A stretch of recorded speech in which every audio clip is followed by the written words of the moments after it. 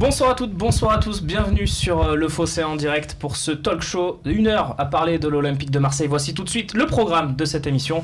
On commencera avec la rencontre contre Konyaspor et l'ambiance dans les tribunes. Le match également de Boubacar Kamara, sa première de la saison. On se posera des questions sur son avenir au sein de l'OM. Le point également sur l'Europa League, l'OM qui a pris la tête du groupe, c'est encore anecdotique évidemment, mais on en parlera. Et puis dimanche, dès 15h, l'OM se rend au stade de la Licorne à Amiens, un stade où il y a bien sûr des licornes, c'est connu. Stéphane Bringuier, après j'ai tenté une blague, je l'ai raté complètement, donc on va vous accueillir tout de suite, monsieur Bringuier, bonsoir. Oui, bonsoir à tous, ravi de revenir sur ce plateau pour en parler un petit peu de nos affaires. Et en général tu viens après des défaites, donc ça fait aussi plaisir de t'avoir. Ouais, après une victoire ça fait du bien, ça fait du bien.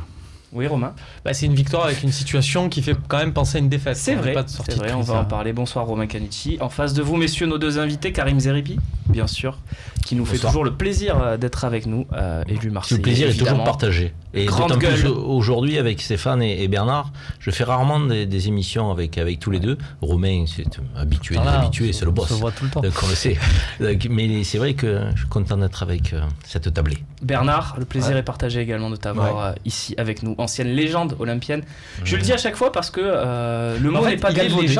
Le mot n'est pas galvaudé, donc c'est bien. C'est pas une ancienne légende, tu restes une légende. C'est vrai. Merci de me reprendre. Ça part bien cette émission, Romain. Ça part sur de bonnes bases. On commence justement avec l'ambiance dans les tribunes du stade Vélodrome. Un peu plus de 8000 spectateurs, la pire affluence du siècle pour ce match contre Konyaspor. Voilà, on a quelques clichés de la rencontre. Ça, c'était pour les toutes premières minutes avec les groupes qui avaient appelé à faire grève. Il y avait 3 groupes qui sont rentrés au bout de 10 minutes dans les tribunes. Voilà, quelques banderoles également. Dans un anglais très sympathique, où on sent l'accent marseillais quand même dans ce texte en anglais. C'est quand même signalable. Voilà. Mais en tout cas, tout le monde en prend pour son grade. Monsieur Courte, comme dirait Jean-Claude Gaudin, Jacques-Henri Hérault, Rudy Garcia, tout le monde prend la tisane. Voilà. Il y a eu un peu de tout. Et il y a eu cet instant fumigène, Stéphane, où on s'est dit au moment où ils allument les fumigènes, c'est joli quand même. Et puis ils ont commencé à les lancer sur le terrain. Là, c'était un petit peu plus chaud, non ? C'était plus chaud, alors très partagé sur cette ambiance, parce qu'effectivement, il y a eu d'abord une grande tristesse de voir ce stade Vélodrome vide, ça a été le premier sentiment. Le deuxième sentiment, ça a été un léger sourire quand les banderoles sont sorties, parce qu'elles restent quand même, on va dire, humoristiques, c'était un peu le truc. Et ensuite, moi, je me suis replongé dans la tristesse, parce que je me suis dit, pourquoi ? Quel est le but ? J'ai cherché, j'ai pas trop compris fondamentalement quel était le but recherché. Créer un électrochoc, il n'y a plus de possibilité de réajustement de mercato. On met la pression sur le club, mais est-ce qu'aujourd'hui il n'est pas temps d'essayer d'accompagner le projet et de le tirer vers le haut plutôt que de l'assombrir dans les bas-fonds ? Je suis un peu, vraiment, je reste un petit peu en demi-teinte par rapport à ce sentiment-là. J'ai un peu d'incompréhension. Bernard, t'as vécu des moments comme ça en tant que joueur où tu ne comprenais pas forcément le public. On l'a vu, les joueurs... Non, j'ai eu beaucoup de chance. J'ai joué dans des équipes où justement on n'avait pas ce problème. Donc que ce soit à Saint-Etienne, que ce soit ici. Non, je n'ai pas connu ça. Comment tu juges ce qui s'est passé hier soir dans les tribunes ? Je me mets un peu à la place des supporters qui ne rencontrent pas. Mais on connaît ça à Marseille. On est capable du meilleur comme du pire. Donc le seul problème, c'est les fumigènes. On sait que c'est interdit et tout ça. Mais toujours pareil, ça se passe à Marseille. Reste à savoir s'il n'y a pas de suspension ou quoi que ce soit. Mais le problème, c'est à la fois les fumigènes, mais surtout que certains fumigènes, Romain, ont été lancés sur la pelouse. J'ai toujours fait la différence entre les deux, c'est-à-dire les groupes et le côté ultra qui est d'allumer un fumigène, le garder dans la tribune. Pour moi, c'est une chose. Là, on est dans le spectacle pyrotechnique. Le jeter sur la pelouse, on est dans quelque chose qui peut être sanctionnable aux yeux de l'UEFA. Et c'est quelque chose que moi, je comprends absolument pas. Mais même le simple fait des fumigènes, je trouve que l'OM va prendre une amende salée. L'OM va devoir dépenser de l'argent et au final ceux qui critiquent le mercato, les critiques sur le mercato, les critiques sur Hérault, Garcia, les joueurs, je les trouve tout à fait fondées. Les banderoles, il y en a plusieurs je trouve que j'ai trouvé très bonnes dans le sens de la revendication. Je trouve que c'est une arme extrêmement efficace et qu'à Marseille on sait très bien s'en servir. Donc là j'ai envie de dire bravo à ceux qui étaient mécontents. Mais il y a un mec qui va arriver manifester, là, mais voilà, pour moi les fumigènes c'était de trop. Parce que derrière il va avoir une amende, parce que ça va permettre avec ces fumigènes. Ça peut aller jusqu'à un match de huis clos.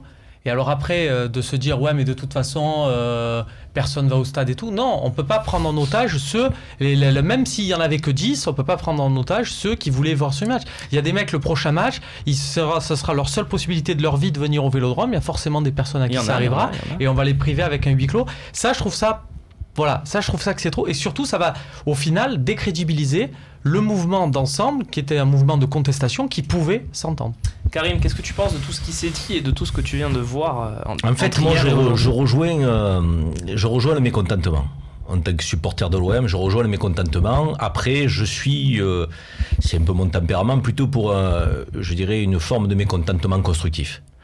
Et je considère qu'il y a des formes de mécontentement qui ne sont pas constructifs, qui desservent, je dirais, la cause pour laquelle on prétend effectivement être supporter.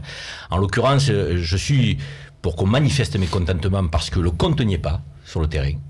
Parce qu'en termes de football, j'ai le droit d'attendre autre chose en tant que supporter de l'OM. Nous avons le droit, massivement, les millions de supporters qu'il y a dans le monde pour ce club, d'attendre autre chose, une autre qualité de jeu, un autre schéma de jeu, une visibilité sur ce qu'on veut construire dans ce club. Et tout ça manque. Donc on peut être mécontent de tout cela. En revanche, il y a des comportements qui desservent le club, qui desservent l'image du club, la marque du club, qu'on est censé aimer, qu'on est censé voir adorer. Je veux dire, qu'est-ce que c'est très bien que notre club est un peu, je dirais, véhiculé et vécu comme une religion. Donc il faut, j'ai envie de dire, avoir des comportements rationnels, expliquer aux dirigeants qu'on a le droit d'attendre plus. Mais il ne faut pas non plus que là, on ait des gestes et des actes qui, encore une fois, vont à l'encontre du club qu'on est censé aimer. Hashtag LiveTalk, si vous voulez participer, donnez vos avis, posez vos questions avec la partie questions-réponses qui arrive à la fin de cette heure. Romain. On a des supporters qui ont montré quand même qu'ils avaient une adhésion et qu'il y a aussi un bon côté. L'an dernier, quand McCourt et Hérault arrivent vraiment, qui nomment Rudy Garcia, le premier match au Vélodrome, vous vous en souvenez, c'est la réception de Bordeaux. Tu as une équipe où tu as Zinedine Machache et Aaron Izekaleya. Le stade, il y a plus de 50 000 personnes. Cette saison encore, il y a juste quelques semaines, quand tu joues Domzalé, tu as 48 000 personnes au stade pour voir Domzalé. Enfin, c'est quand même unique en Europe d'avoir ces affluences-là et d'avoir une telle adhésion. L'inconvénient, après, on a le droit d'être mécontent. Les fumigènes craquaient autant. Moi, j'en ai vu autant dans le parcage des Ultras. Est-ce que c'est les Ultras? Est-ce que c'est des personnes qui sont allées dans la tribune des Ultras? Les Ultras n'ont pas revendiqué cette action. Moi, ça me dérange parce que ça fait une provocation, voilà, vraiment. Et puis, on rentre après dans l'ordre où on peut pénaliser. Il y a une très bonne question qui vient d'arriver sur le forum. Elle est posée par Anjay. Est-ce que les supporters marseillais ne se laissent pas gentiment embrigader par les médias parisiano-parigo, par exemple sur le mercato, qui serait catastrophique, dégueulasse, alors que bon, est-ce qu'il l'est vraiment? Voilà, il y a beaucoup de choses. Cette question, moi, je trouve la question excellente. Très intéressante. Le seul problème, c'est qu'il ne faut pas prendre non plus les supporters marseillais pour des benets. Ils ont des yeux pour voir. Karim l'a très bien résumé. Le compte n'y est pas à date. Et on est tous là pour dire ça ne va pas sur le terrain.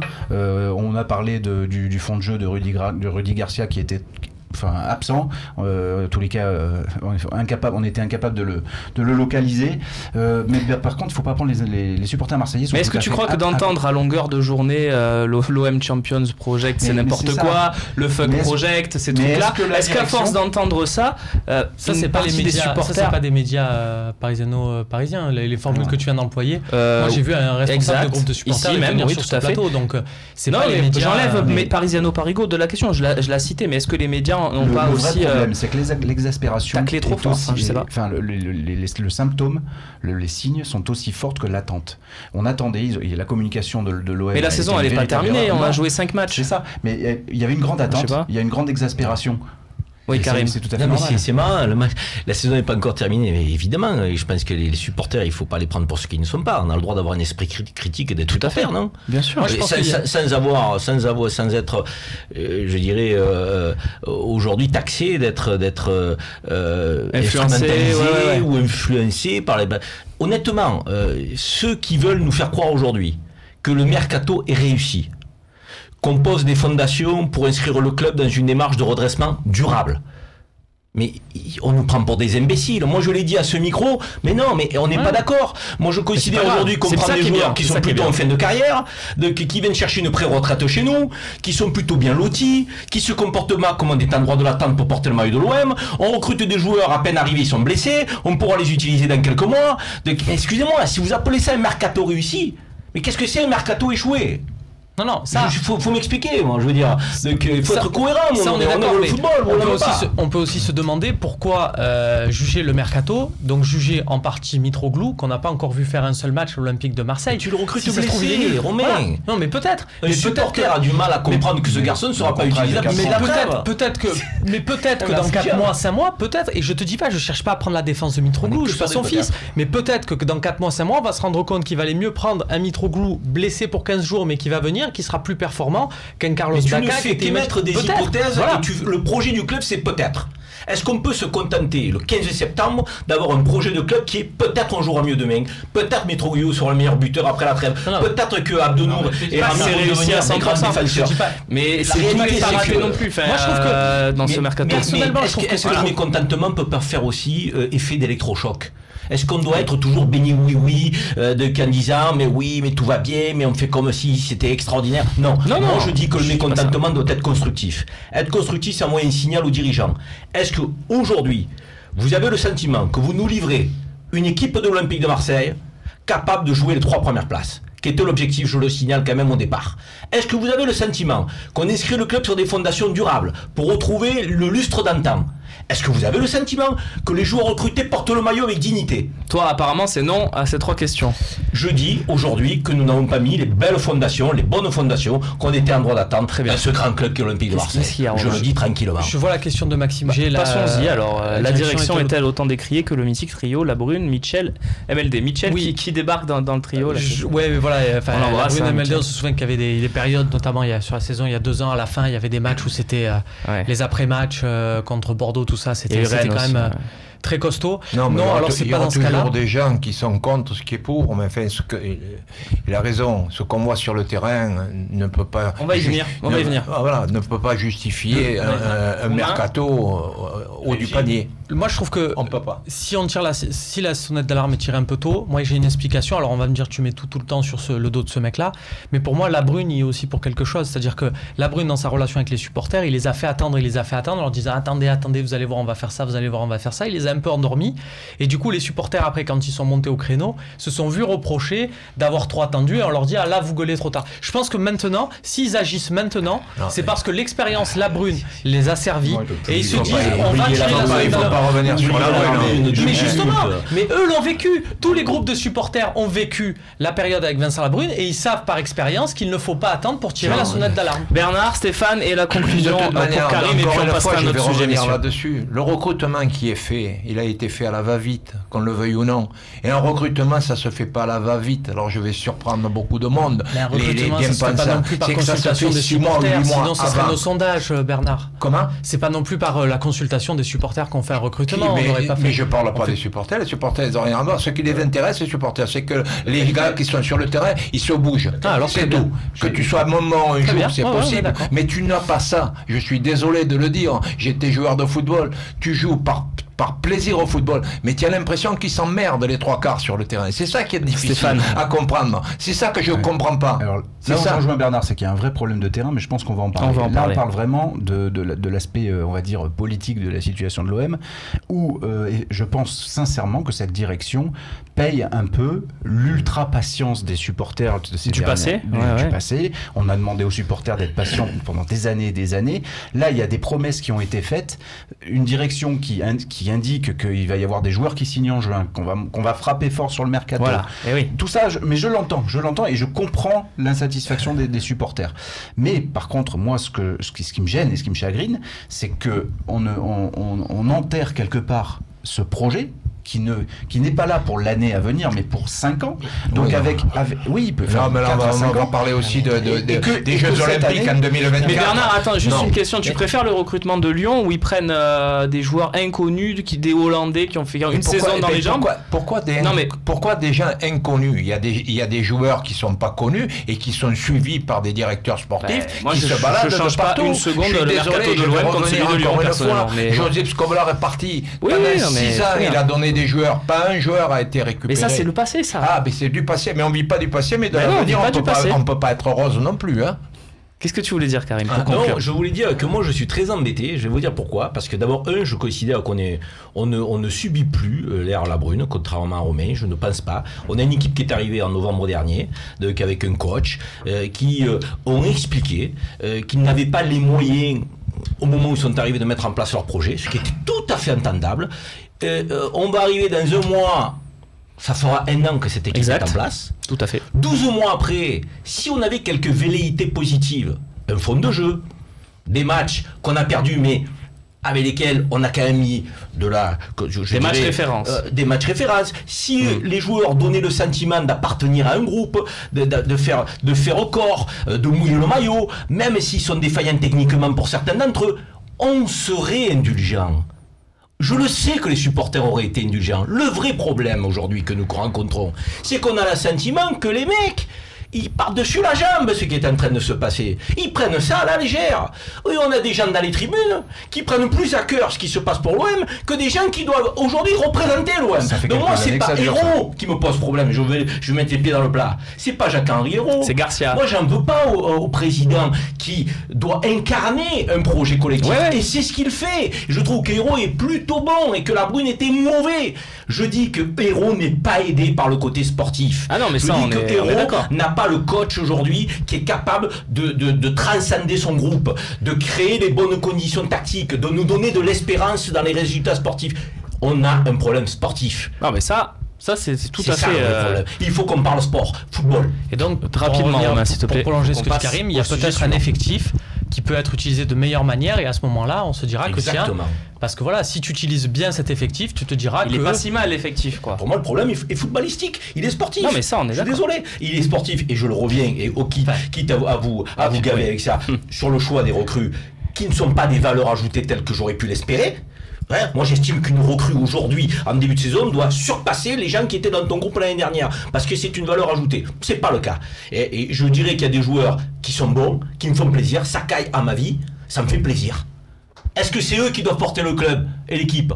C'est pas eux qu'on attendait. On attendait d'autres qui ne sont pas au rendez-vous. Rien que vu leur poste, non. Ceci dit, rapidement, si je suis d'accord avec Karim, et si c'est vrai que le problème pour moi aussi est avant tout sportif, je trouve que dans la com, je rejoins totalement les supporters, et j'ai un exemple concret qui est infaillible. Souvenez-vous, à la signature de Dimitri Payet, on nous a présenté ça comme un bonus, comme quelque chose qui n'était pas attendu, et que comme une opportunité de marché. Bien sûr. En plus l'été prochain, donc on a accueilli tous Payet de manière triomphale, parce qu'on a vu ça comme une petite friandise cadeau. Et au final, on se rend compte que Payet, c'est non seulement l'investissement le plus important, mais aussi celui qu'on nous a ressorti dans tous les bilans d'été. Et je pense qu'on nous aurait en janvier, on nous aurait dit en janvier, ok, on fait signer Payet, mais c'est le plus gros coup, c'est ce qu'on fera de mieux sur l'année. Eh ben, il n'y aurait pas eu un accueil si triomphal des supporters, et ça aurait été plus honnête au niveau de la démarche. Pour conclure cette partie, je vous propose d'écouter l'avis des joueurs. On a Valère Germain et Jordan Amavi sur le sujet. On va commencer avec Valère Germain. Une question simple: est-ce que lui, il serait venu supporter l'OM dans de telles conditions? Je sais rien. Oui, non, je pense que je serais venu quand même pour encourager. Certes, c'est sûr qu'il de temps en temps il râle un peu, c'est normal parce qu'on n'a pas fait de bons matchs lors des 2 matchs précédents, mais voilà, j'ai envie qu'il continue à nous encourager, et ça nous poussera encore plus à faire davantage et à gagner encore plus de matchs. Je le trouve honnête, ce garçon. C'est très honnête. Il me fait plaisir. Tu vois, j'ai envie de soutenir des garçons avec cette mentalité. On sent qu'il est gêné à la question. Tu veux écouter Jordan Amavi? Et on sent qu'il... Vas-y. Tu vas voir, c'est autre chose. C'est notre délire. Lui, il réagit sur l'ambiance. Comment il a vécu tout ça, Jordan Amavi? Bah, c'est vrai que ça fait vide. C'est pas le Vélodrome. Voilà, c'est pas le Vélodrome qu'on connaît, donc c'est vrai que c'est embêtant. Mais ça nous a permis de communiquer, de nous entendre un petit peu au début. Après voilà, ils sont revenus, ils ont foutu le bordel, et voilà, c'est ce qu'on aime. Voilà. Il est bien Jordan à ma vie quand même dans ses réactions d'après-match. Ils sont naturels. Ouais, ils sont plutôt bons. Le problème, c'est que Karim, tu disais que tu avais envie de. C'est là que ça sera la conclusion de cette partie. Il faut qu'on avance. Il n'y a pas beaucoup de joueurs que j'ai pas envie de soutenir dans cet effectif. Il y a quelques-uns. À part Evra qui aujourd'hui n'est pas beaucoup défendable. Qui veut faire le représentant de la Croix-Rouge. Oui, voilà. Mais sinon, on m'a fatigué. Je te laisse passer à la deuxième partie. Écoutez, je vous invite à aller écouter chez nos confrères d'RMC l'excellent passage sur Patrice Evra de Karim qui a été découpé et mis en avant. Il est aussi dans le Zap de Rémi Chabert, le Zap qui sort à 19h sur le Phocéen. On passe tout de suite à Payet, justement. Payet numéro 10, c'était la petite nouveauté du système tactique de Rudy Garcia. Est-ce que ça vous a séduit ou pas? C'est le sujet de la prochaine partie.